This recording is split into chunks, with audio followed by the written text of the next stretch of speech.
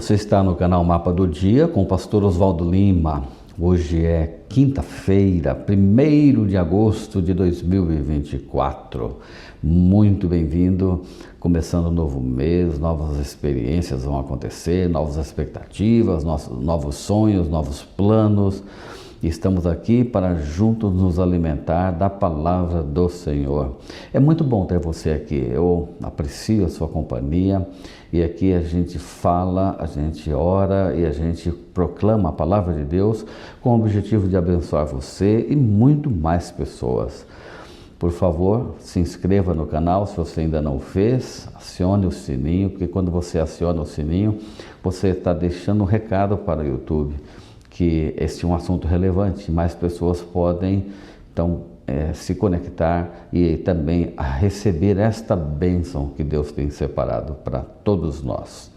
O assunto de hoje, na lição da Escola Sabatina, que esse é o guia que a gente segue aqui sempre para nos levar ao grande mapa da vida, que é a palavra de Deus, fala de um tipo diferente de Messias. E o relato, texto básico, está baseado em duas histórias, uma com mais detalhes e a outra apenas Marcos só menciona, com poucos detalhes. E vamos à leitura, Marcos 6, 34 até o verso 52. Ao desembarcar, viu Jesus uma grande multidão. Compadeceu-se deles, porque eram como ovelhas que não têm pastor. E passando a ensinar-lhes muitas coisas. Em declinando a tarde, vieram os discípulos a Jesus e lhe disseram: é deserto este lugar e já avançada a hora. Despede-os para que, passando pelos campos ao redor e pelas aldeias, comprem para si o que comer. Porém ele lhes respondeu: dai-lhes vós mesmos de comer. Disseram-lhe: iremos comprar 200 denários de pão para lhes dar de comer? E ele lhes disse: quantos pães tendes? Ide ver. E sabendo-o eles, responderam: 5 pães e 2 peixes. Então Jesus lhes ordenou que todos se assentassem em grupos sobre a relva verde. E o fizeram repartindo-se em grupos, de 100 em 100, de 50 em 50. Tomando ele os 5 pães e os 2 peixes, erguendo os olhos ao céu, os abençoou e, partindo os pães, deu-os aos discípulos para que os distribuíssem. E por todos repartiu também os 2 peixes. Todos comeram e se fartaram, e ainda recolheram 12 cestos cheios de pedaços de pão e de peixe. Os que comeram dos pães eram 5.000 homens. Logo a seguir, compeliu Jesus os seus discípulos a embarcar e passar adiante para outro lado, a Betsaida, enquanto ele despedia a multidão. E tendo-os despedido, subiu ao monte para orar. Ao cair da tarde, estava o barco no meio do mar, e ele sozinho em terra, e vendo-os em dificuldade a remar, porque o vento lhes era contrário, por volta da 4ª vigília da noite, veio ter com eles andando sobre o mar. Pensaram tratar-se de um fantasma e gritaram, pois todos ficaram aterrados à vista dele.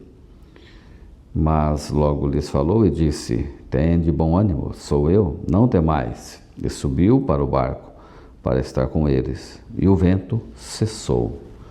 Ficaram entre si atônitos, porque não haviam compreendido o milagre dos pães. Antes, o seu coração estava endurecido.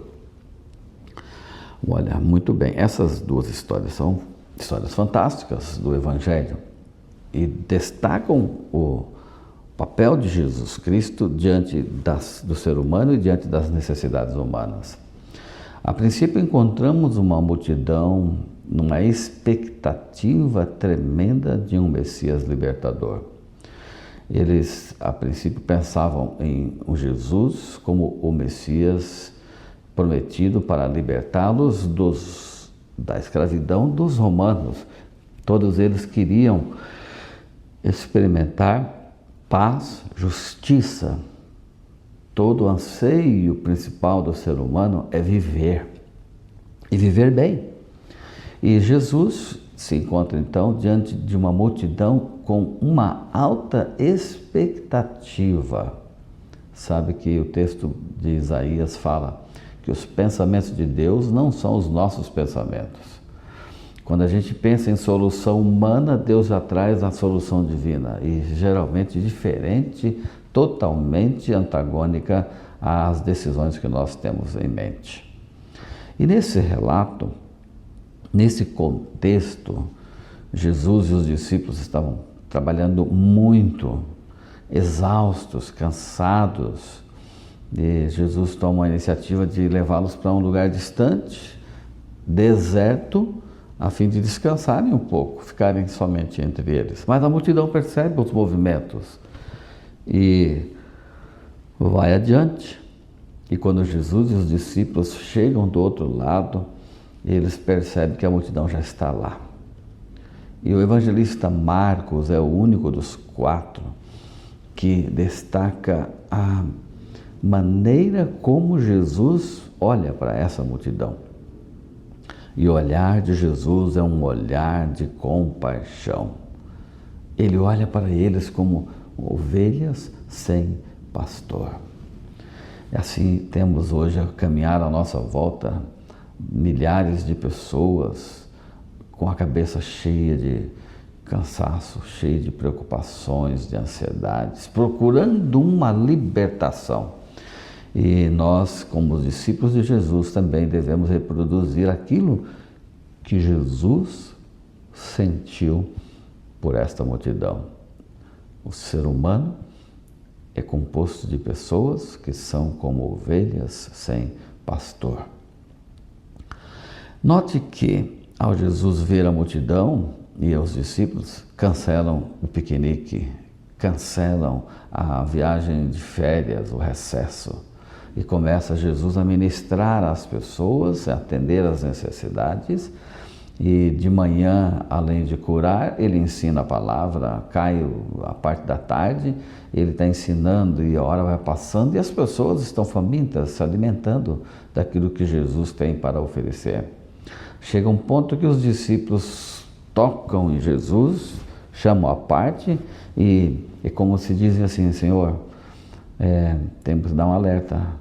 Talvez o Senhor não esteja percebendo, como se Deus não percebesse nada, como se Jesus precisasse ser informado de alguma coisa, não é verdade? E você sabe que aqui é um lugar deserto, Senhor. Ali entre os discípulos havia alguns financistas, homens estrategistas, e não tem onde comprar comida para todas as pessoas. E Jesus, ao ouvir o que eles falam, Jesus reage e diz: vocês dão um jeito de alimentá-los. E eles então fazem as contas e os financistas afirmam: talvez seria necessário 200 denários. Se você não sabe a medida e o valor de um denário, 200 denários correspondia a 200 dias de trabalho de um trabalhador.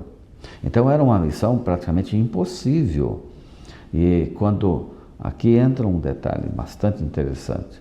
Quando, aos olhos humanos, nós nos esgotamos todas as nossas forças e nossas energias e não sabemos mais o que fazer, aí é onde Jesus realiza os maiores milagres da vida da gente. A multiplicação dos pães constitui o milagre mais popular de Jesus, mesmo porque havia ali 5.000 homens, sem contar mulheres e crianças. Alguns especialistas, estudantes da Bíblia, chegam a afirmar que havia cerca de 20.000 pessoas. E um detalhe que me chama a atenção dessa história é que quando para o homem falta a fé, para Jesus é simples, num toque de mágica ele pode realizar aquilo que você precisa. O milagre pode acontecer. E aos olhos humanos a gente resolve os problemas quando a gente tem recurso, especialmente recurso financeiro. E muitas vezes a nossa confiança nos recursos financeiros é maior do que na confiança em Deus. Então eu diria para você que o grande capital divino. O grande capital do crente não é o dinheiro. O grande capital do crente é a fé. Se você tiver fé do tamanho de um grão de mostarda, você já vai realizar milagres na sua vida e na vida de outras pessoas. Então, nós temos que cultivar a nossa fé. Essa história é colocada para que a gente possa exercer a fé. Jesus estava provando a sua divindade. Para que veio? A preocupação dele era atender à necessidade das ovelhas que estavam sem pastor. Jesus quer hoje fazer o mesmo milagre na vida de cada um de nós. Eu não sei o que te atormenta, o que te angustia, mas Jesus, depois desse milagre, atravessa o mar andando sobre as águas. No meio de uma tempestade, Jesus está comandando que a tempestade cesse. E ali ele confirma novamente o seu poder e o seu cuidado por cada ser humano. Ao andar sobre as águas, Jesus está dizendo: eu sou o Senhor das águas, o Senhor dos mares, de todas as fontes de nutrição que o homem precisa. E, muito mais do que a expectativa messiânica da época de um libertador político para trazer justiça social e paz, Jesus veio para libertar o ser humano do seu pecado. A paz verdadeira só pode haver no coração humano quando a gente tem a certeza de que Jesus é o nosso Salvador e o nosso mantenedor. Eu tenho procurado dia a dia buscar a presença do Senhor e confiar nele nos momentos bons e também nos momentos ruins.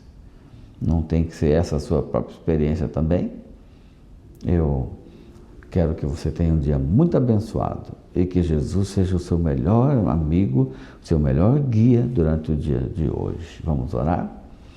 Senhor, nos ajude a confiar nas suas promessas, nos ajude a olhar para o Senhor como a fonte de salvação.